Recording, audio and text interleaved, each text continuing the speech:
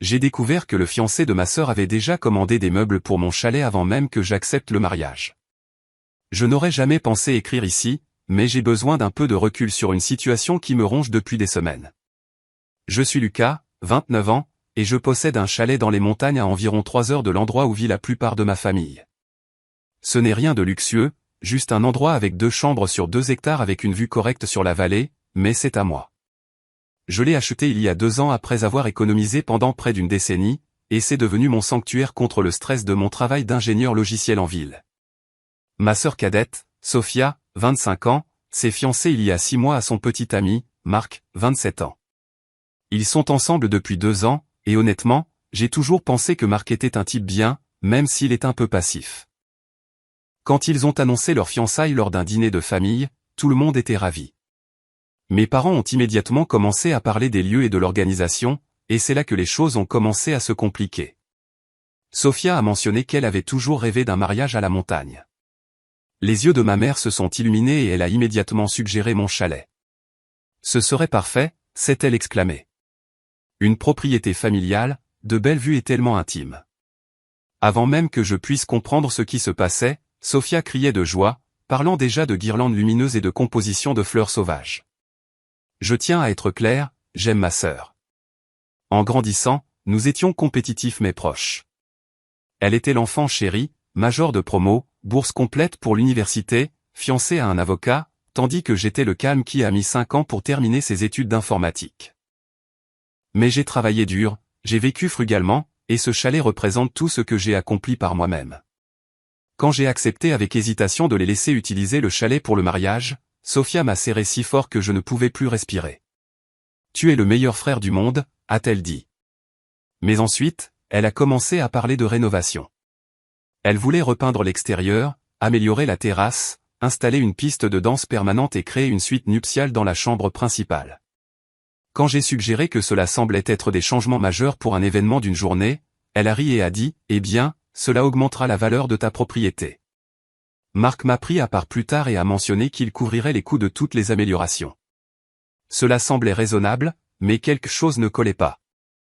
Quand j'ai posé des questions sur le calendrier, Sophia a dit qu'ils auraient besoin d'y accéder à partir de 3 mois avant le mariage pour les préparatifs.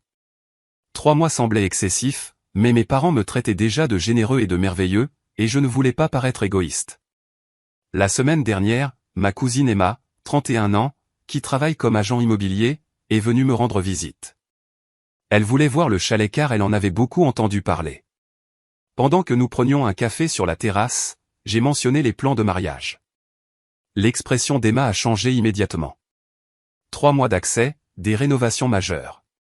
Lucas, Sophia a-t-elle mentionné autre chose à propos du chalet? Je lui ai dit que Sophia avait fait des blagues à ce sujet, disant que ce serait son lieu d'anniversaire et qu'elle et Marc aimeraient y passer chaque anniversaire. Emma a posé sa tasse de café si fort qu'elle a fait un bruit sec. Lucas, j'ai besoin que tu écoutes très attentivement.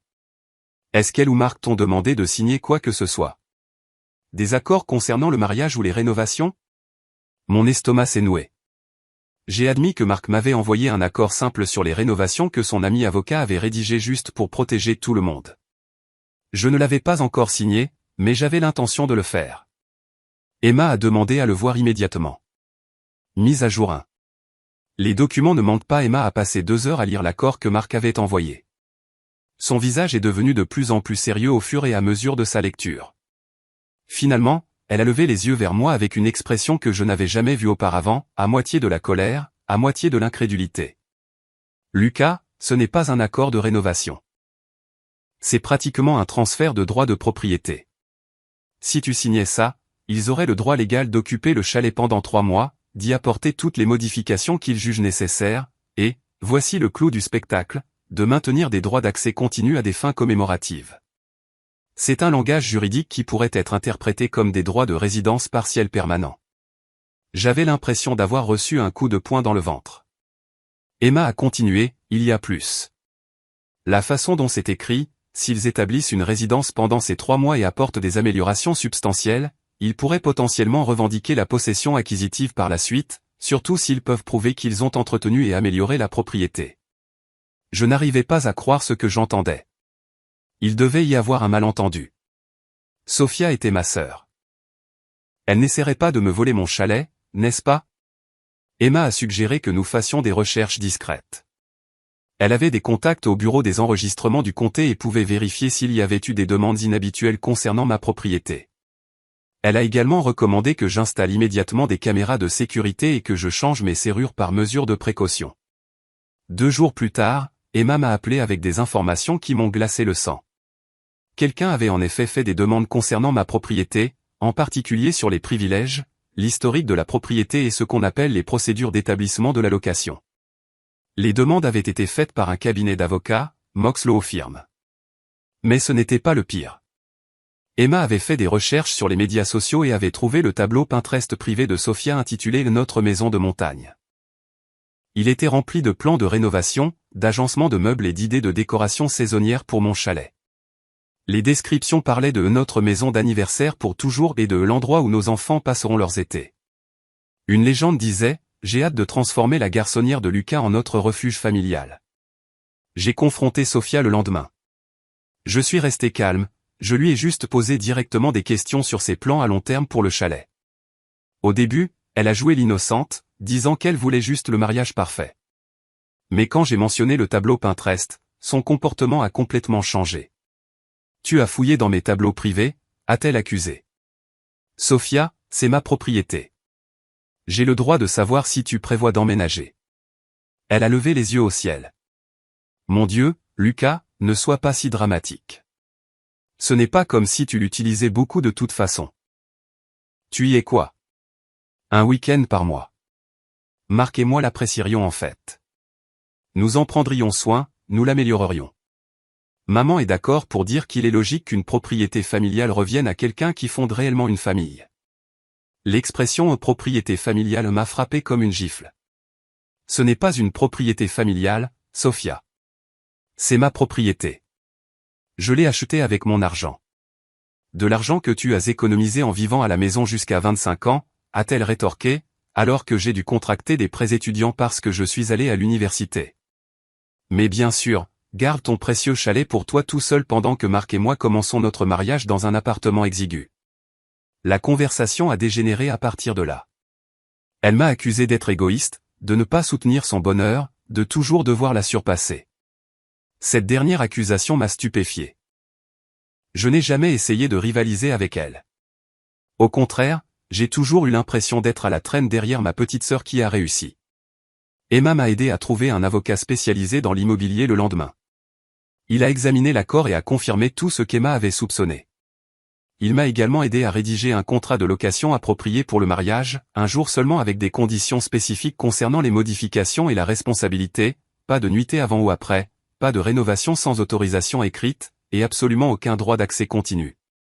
Mise à jour 2, l'explosion familiale. Quand j'ai présenté le nouvel accord à Sofia et Marc, tout l'enfer s'est déchaîné. Marc a essayé de faire bonne figure, disant que mon avocat avait mal compris leurs intentions, mais Sofia est devenue nucléaire. Elle a appelé nos parents immédiatement, pleurant que je gâchais son mariage et que je la traitais comme une criminelle. Mes parents ont appelé en quelques minutes.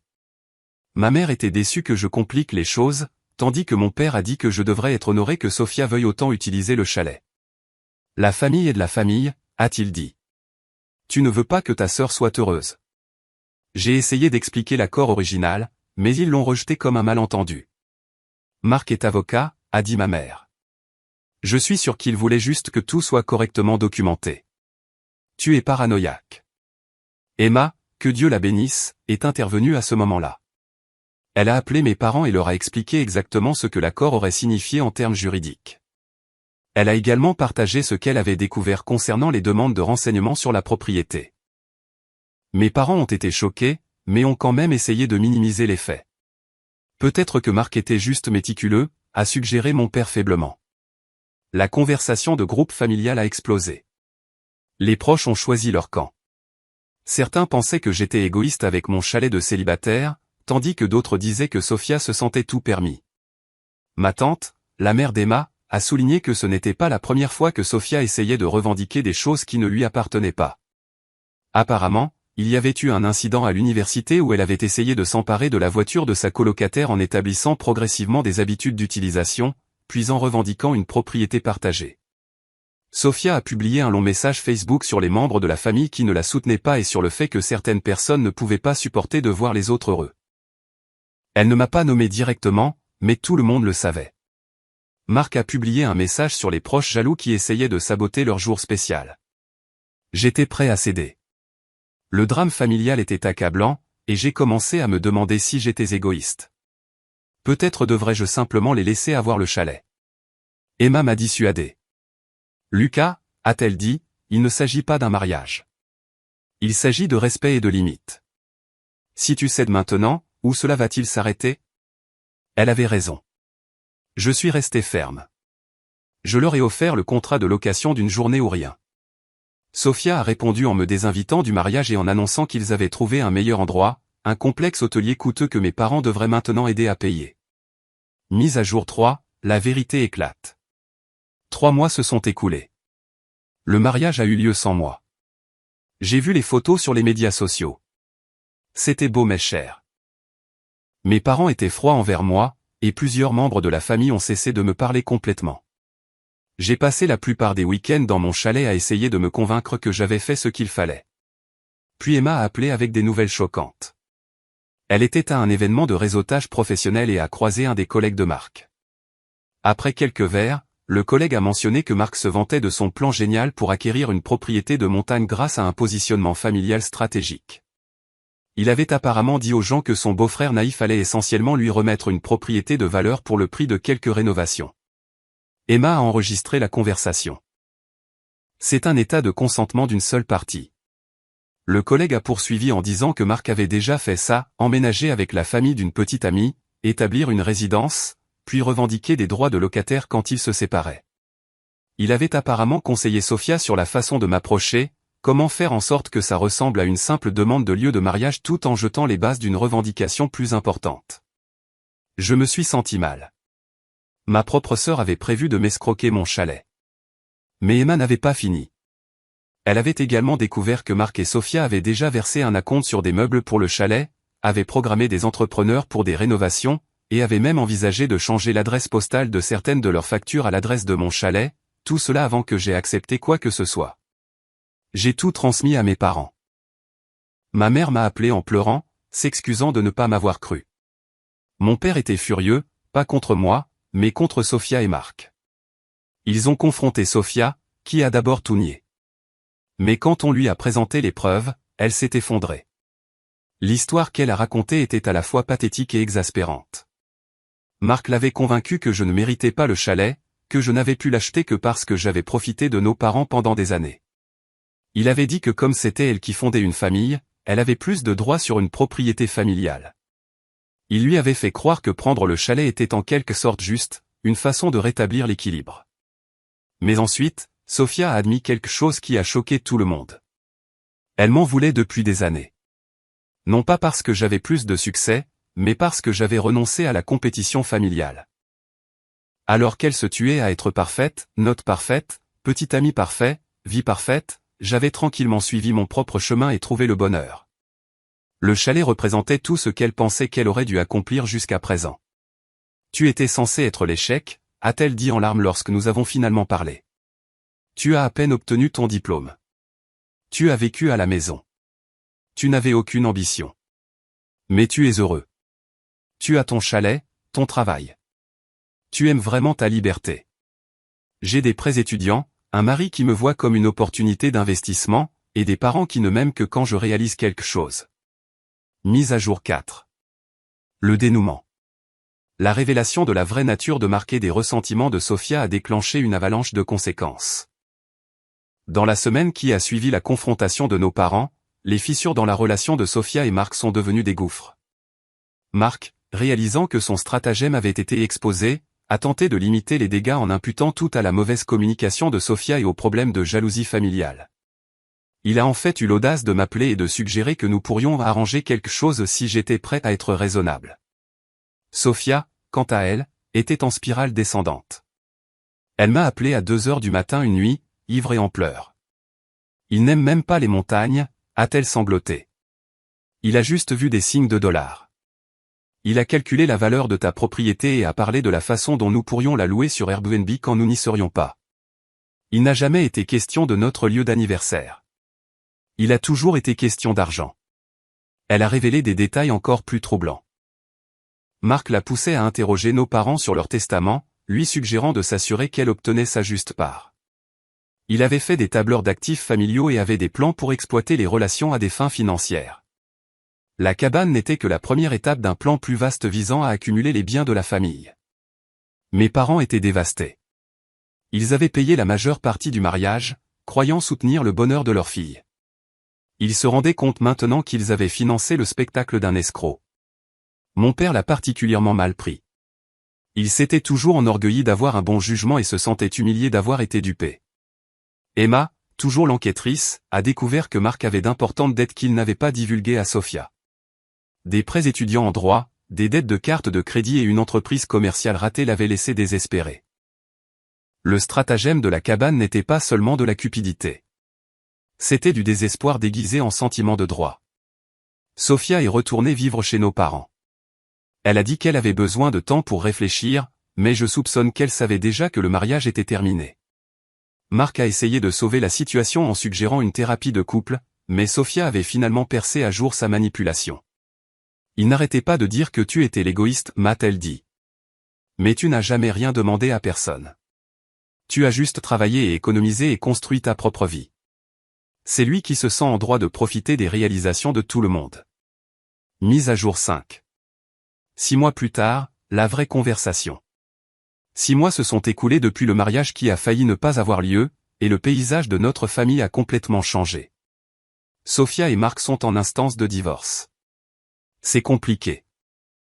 Marc a essayé de faire valoir qu'il devrait être indemnisé pour le travail émotionnel de la planification d'un mariage et les opportunités de carrière qu'il avait sacrifiées en épousant notre famille dysfonctionnelle.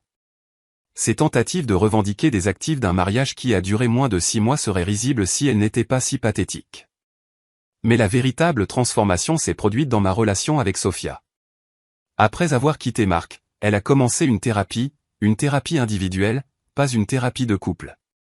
Sa thérapeute l'a aidé à réaliser que la culture de compétition constante de notre famille avait déformé son estime de soi. Elle ne pouvait s'évaluer qu'à travers les réalisations et les comparaisons. Nous nous sommes rencontrés pour prendre un café dans un lieu neutre, ni la cabane, ni la maison de nos parents, juste un café tranquille en centre-ville. C'était la première conversation honnête que nous avions eue depuis des années, peut-être même jamais. Je t'ai détesté pendant si longtemps, a-t-elle admis, serrant sa tasse dans ses mains. Pas de la vraie haine, mais ce ressentiment brûlant. Tu sais ce qui était le pire? Tu n'as même jamais su que nous étions en compétition. Elle avait raison. Je ne nous avais jamais considérés comme des concurrentes. J'essayais juste de survivre, de trouver mon propre chemin. Pendant qu'elle collectionnait les réalisations comme des trophées, j'essayais juste de construire une vie qui me semblait authentique. Maman et papa nous ont toujours comparés, a-t-elle continué. Mais c'était subtil. Sophia a eu des A partout, mais Lucas est si créatif. Lucas n'est peut-être pas scolaire, mais Sophia a parfois des difficultés sociales. Il pensait être équilibré, mais il nous montait l'une contre l'autre. Nous avons parlé de notre enfance, en la voyant à travers un nouveau regard. Chacune de ces réalisations avait été éclipsée par la question de savoir si c'était suffisant pour rester en tête. Chacune de mes difficultés avait été amortie par le fait de ne pas participer du tout à la course. Elle s'était épuisée sur un tapis roulant alors que je m'étais égaré pour trouver mon propre chemin. L'histoire de la cabane, a-t-elle dit, fixant son café. Ce n'était pas vraiment une question de cabane. Il s'agissait de gagner. D'avoir enfin quelque chose de plus grand que toi. Marc a alimenté cela, m'a fait croire que je le méritais, que le prendre était juste, mais c'était juste moi qui essayais de prouver que j'étais la plus performante. Je lui ai demandé ce que le succès signifiait pour elle maintenant. Elle a ri, mais c'était amer. Je ne sais pas. J'ai 25 ans, je divorce, je vis chez mes parents et je suis en thérapie. Selon mes anciennes normes, je suis un échec total. Mais je suis aussi soulagé, comme si je pouvais enfin arrêter de courir. Nous avons commencé à nous rencontrer chaque semaine, pas pour nous réconcilier exactement, mais pour reconstruire. Nous devions apprendre à être sœurs sans la compétition, sans les rôles que notre famille nous avait assignés. Ce n'était pas facile. Il y a eu des séances où de vieux ressentiments ont refait surface, où elle m'a accusé d'avoir eu la vie facile, où j'ai souligné qu'être étiqueté comme la déception de la famille n'était pas exactement une promenade de santé. Emma se joignait parfois à nous, apportant une perspective en tant que personne qui nous aimait toutes les deux mais qui avait clairement vu notre dysfonctionnement. Vos parents avaient de bonnes intentions, a-t-elle dit lors d'une discussion particulièrement intense. Mais ils vous ont élevés comme des chevaux de course, pas comme des humains. Tout était question de performance, de réussite, de comparaison. Aucune de vous n'a appris à simplement exister sans se mesurer à quelque chose. Elle avait raison. Sophia n'avait jamais appris à s'évaluer en dehors des réalisations. Je n'avais jamais appris à réussir sans peur de l'échec. Nous étions les deux faces d'une même pièce endommagée. Dernière mise à jour. Trouvez la paix. Au moment où j'écris ces lignes, cela fait 1 an depuis l'annonce des fiançailles de Sophia qui a lancé toute cette saga. La cabane est toujours là, inchangée par les plans de rénovation ou les projets immobiliers, mais tout le reste s'est transformé. Sophia reconstruit véritablement sa vie. Elle est toujours en thérapie, travaillant sur des années de perfectionnisme et de recherche de validation externe. Elle a trouvé un emploi dans une association à but non lucratif, moins bien rémunéré que son poste précédent dans une entreprise, mais plus épanouissant. Elle a des rendez-vous occasionnels, mais dit qu'elle a besoin d'apprendre à être seule avant de pouvoir être avec quelqu'un d'autre de manière saine. Le divorce avec Marc a été finalisé le mois dernier. Il n'a rien obtenu, sauf la leçon que toutes les familles ne sont pas une cible facile. Nos parents ont fait leur propre introspection. Ils ont reconnu leur rôle dans la création de la dynamique de compétition entre nous. Ma mère a particulièrement lutté avec la réalisation que ces encouragements prenaient souvent la forme de comparaison. Ils essaient de changer, même si les habitudes ont la vie dure. La semaine dernière, ma mère a commencé à dire « Sophia se débrouille si bien dans son nouveau travail. Peut-être que tu devrais, avant de se reprendre et de changer de direction. » Emma est devenue la thérapeute familiale officieuse, dénonçant les dysfonctionnements quand elle les voit et refusant de nous laisser retomber dans de vieux schémas. Elle plaisante en disant qu'elle devrait nous facturer ses services, mais je sais qu'elle est juste soulagée de voir ses cousines enfin se comporter comme une famille au lieu de rivales. Quant à la cabane, elle est devenue quelque chose d'inattendu, un terrain neutre. Sophia a visité le mois dernier pour la première fois depuis que tout a explosé. Elle s'est tenue sur la terrasse en regardant la vue et a dit « C'est vraiment magnifique. Je comprends pourquoi tu l'aimes. Tu es la bienvenue pour visiter, ai-je dit, le pensant en tant qu'invité, en tant que ma sœur. » Elle a souri, et pour la première fois depuis des années, cela a atteint ses yeux. J'aimerais ça, mais peut-être pas encore. J'ai besoin de comprendre qui je suis quand je n'essaie pas de te prendre des choses. Nous prévoyons une réunion de famille à la cabane pour Thanksgiving. Pas une prise de contrôle, pas une compétition, juste une famille partageant un espace et un repas. Mes parents viendront, Emma amènera son partenaire et Sophia viendra seule, mais pas seule au monde. Nous allons probablement lutter contre de vieilles dynamiques et devoir consciemment choisir de nouveaux schémas. Mais nous essayons. La cabane qui a failli être volée est devenue le symbole de quelque chose d'autre, des limites maintenues, des vérités révélées et des relations reconstruites sur l'honnêteté plutôt que sur la performance. C'est toujours mon sanctuaire, ma réussite, mon espace. Mais maintenant, c'est aussi un rappel que protéger ce qui est à vous ne signifie pas que vous ne pouvez pas le partager librement quand le moment et les circonstances sont opportuns. Sophia m'a envoyé un texto hier. C'était une annonce pour un petit condo qu'elle envisage d'acheter. Mon propre endroit, a-t-elle écrit. Plus petit que ta cabane, mais à moi. Pas de plan, pas de manipulation, juste économiser et travailler. Ça fait du bien. J'ai répondu, je suis fier de toi. Et je le pensais. Elle a répondu, je suis fier de moi aussi. Et Lucas, je suis fier de toi de nous avoir tenu tête. À moi. Si tu m'avais laissé prendre la cabane, nous ne serions jamais arrivés là. Elle a raison. Parfois, la meilleure chose que vous pouvez faire pour quelqu'un que vous aimez est de refuser d'encourager ses pires impulsions. Parfois, protéger vos limites sauve plus que simplement vos biens. Cela sauve vos relations, les forçant à se transformer ou à révéler leur vraie nature. La cabane se dresse toujours sur ses 5 acres, inchangée par de grands projets de rénovation. Mais tout autour d'elle, chaque relation, chaque dynamique familiale, chaque compréhension du succès et de l'échec a été rénovée de fond en comble. Et contrairement aux améliorations proposées par Marc, ces changements ont en réalité augmenté la valeur de ce qui compte le plus. En y repensant, j'ai réalisé que tout cela n'a jamais vraiment été une question de cabane. Il s'agissait de deux frères et sœurs élevés pour rivaliser au lieu de se connecter, essayant de trouver leur valeur à travers la comparaison plutôt que l'introspection. Il a fallu un stratagème, une exposition, une dissolution du mariage et des mois de thérapie pour briser le schéma. Mais nous l'avons brisé.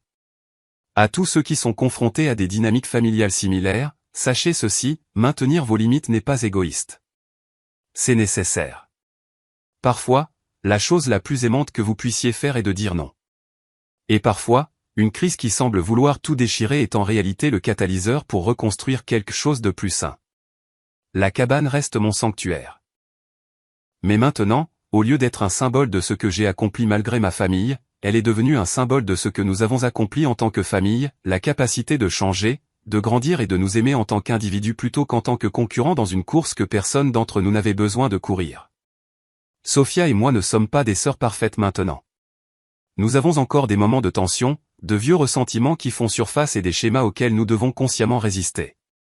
Mais nous sommes vrais l'une envers l'autre d'une manière que nous n'avions jamais été auparavant. La performance est terminée, la compétition a pris fin, et ce qui reste, c'est juste nous, imparfaites, travaillant sur nous-mêmes, mais enfin libérés du besoin épuisant de mesurer notre valeur l'une par rapport à l'autre. Cela vaut plus que n'importe quelle cabane ne pourrait jamais l'être.